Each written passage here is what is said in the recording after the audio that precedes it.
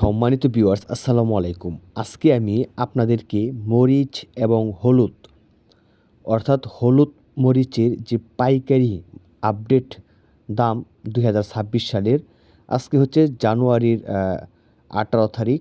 আর এই ১৮ তারিখের দামটি আমি জানাবো। ভিউয়ার্স আপনারা যে মরিচটি দেখতে পাচ্ছেন এটি খুবই ভালো মানের একটি শুকনা মরিচ। আর এটার বর্তমান কেজি কিন্তু ২০০ টাকা।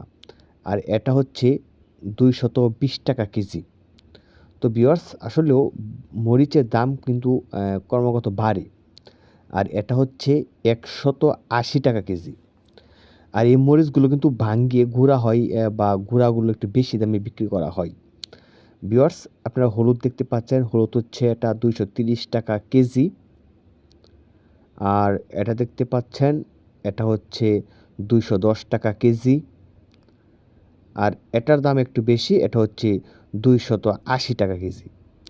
তো এই ছিল আজকের মতো ভিডিও এবং আজকের যে দামটা রয়েছে এটা কালকে আবার নাও থাকতে পারে। সবসময় এই কাঁচামালের যে দামগুলো সবসময় আপ ডাউন করে। তো নিত্য নতুন এরকম মশলার আইডিয়া পেতে বা মশলার দামের যে দাম সম্পর্কে জানতে অবশ্যই চ্যানেলটি সাবস্ক্রাইব করে বেল বাটনটি বাজিয়ে রাখবেন।